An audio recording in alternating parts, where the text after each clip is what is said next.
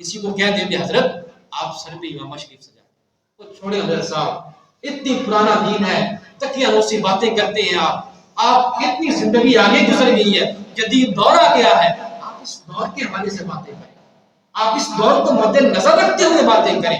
لباس میں کیا رکھا ہے، پگڑی میں کیا رکھا ہے، داڑھی میں کیا رکھا ہے، دل میں ایمان ہونا چاہیے۔ بندہ دل سے مسلمان ہونا تو ان چیزوں کی ضرورت نہیں پڑتی، لباس کی کوئی ضرورت نہیں ہے، دل میں ایمان۔ ایک سادہ سا جملہ ان تمام حضرات کو عرض کرتا چلوں، میرے پیر مرشد کے الفاظ نقل کرنا چاہ رہا ہوں۔ میرے پیر مرشد فرماتے ہیں کہ اگر آپ کسی فوجی کو یا میجر کو وہ یہ کہے کہ آج میں پاکستانی وردی نہیں بلکہ انڈین فوج کی وردی پہن کر بارڈر پہ کھڑا ہوگا، تو کیا اس کا کورٹ مارشل کیا جائے گا؟ اس کو ڈیوٹی پر کھڑا ہونے کی اجازت دی جائے گی؟ تمام کہیں گے نہیں۔ کیوں بھائی؟ اندر سے تو وہ پاکستانی ہے، حب الوطن ہے، پاکستانی ہے، مسلمان ہے، کھڑا ہونے دو اس کو ڈیوٹی پر۔ اس سے پوچھا جائے گا بھی کیوں؟ کہے گا حضرت وردی میں کیا رکھا ہے، وردی میں کیا رکھا ہے؟ اندر سے پاکستانی، میرے دل میں پاکستانی ہے، میرا دل پاکستانی ہے، میرے آبا و اجداد پاکستانی ہے، میں محب وطن سے میرا دل میں سمندر ٹھاٹھے مار رہا ہے، آپ مجھے ڈیوٹی پہ کھڑا ہونے دے، یہ کون سی بڑی بات ہے؟ ظاہر درست نہیں تو کیا بات ہے؟ باطن پاکستانی ہوں، حب الوطنی ہوں، صبر کریں گے، تسلیم کر لیں گے۔ کیسے کہہ لیں ظاہری طور پر عمل نہیں کرنا، ہم کیسے کہہ لیں باطنی طور پر عمل کرے گا وہ؟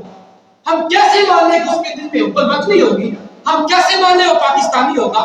ہو سکتا ہے وہ ایجنٹ ہوگا۔ تو اس ایک سوال سے، اس ایک مثال سے بہت کچھ سمجھا جا سکتا ہے، بہت سے سوالوں کا جواب دیا جا سکتا ہے۔ یار صحابہ کا تو انداز یہ تھا، حضور علیہ السلام ایک گلی سے گزرے، دیکھا تو گنبد نما مکان بنا ہوا تھا، گنبد نما مکان، تو حضور گزرے، حضور نے فرمایا کس کا مکان ہے؟ عرض کی حضور فلاں انصار صحابی اس کا مکان۔ حضور گزر گئے، چہرے پر تھوڑی سی ہلکی سی ناخوشگواری تھی۔ صحابی وہاں سے دوبارہ آئے انسان جن کا مکان تھا، تو لوگوں نے کہا کہ حضور تمہارے مکان کے پاس سے گزرے ہیں، اور حضور کے چہرے پر تھوڑی سی ناخوشگواری تھی۔ آپ نے اس وقت کتاب پکڑی اور سارا مکان زمین بوس کر دیا۔ اس وقت اتنے پختہ مکان نہیں ہوا کرتے تھے، آپ نے سارا مکان زمین بوس کر دیا۔ 2-3 دن کے بعد حضور کا پھر سے وہاں سے گزر ہوا، حضور نے دیکھا کہ وہاں مکان نہیں ہے بلکہ زمین برابر ہوئی پڑی ہے۔ حضور نے پوچھا کہ یہ مکان تھا کہاں گیا؟ لوگوں نے عرض کی حضور وہ دن کا تھا، ہماری کو نہیں گرا دیا۔ حضور نے فرمایا ان کو بلائے دے، انصار صحابی کو بلایا۔ حضور نے فرمایا تیرا مکان کا کیا ہوا؟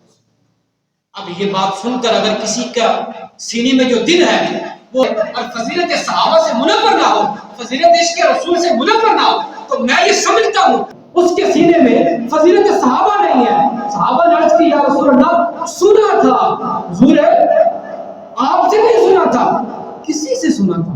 حضور سنا تھا، اچھا نہیں لگا، بس اسی لیے گرا دیا۔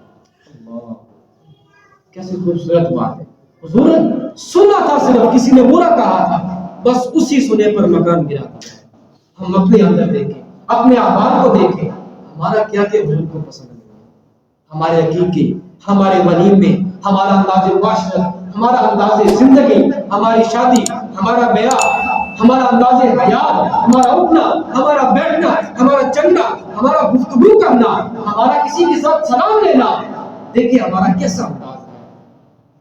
صرف ایک بات آپ کے سامنے رکھی ہے سنت کی، بڑے جذبے کے ساتھ آپ کے پاس آیا تھا، ہو سکتا ہے کہ کسی کے دل میں ایک بھی بات اثر کر جائے تو میرے لیے راہ نجات ہوگا۔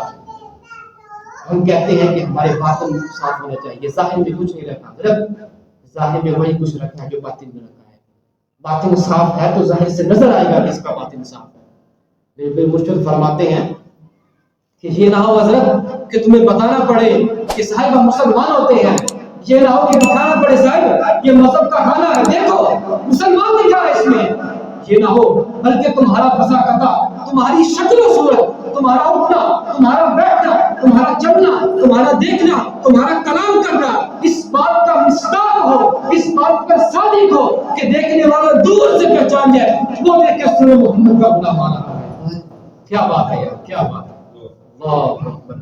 ہم یہ ہمارا انداز ہونا چاہیے۔ بدقسمتی ہے ہمارے اندر، نور آنکھوں پہ تو چہروں پہ اجالے ہوں گے، مصطفیٰ والوں کے انداز نرالے ہوں گے.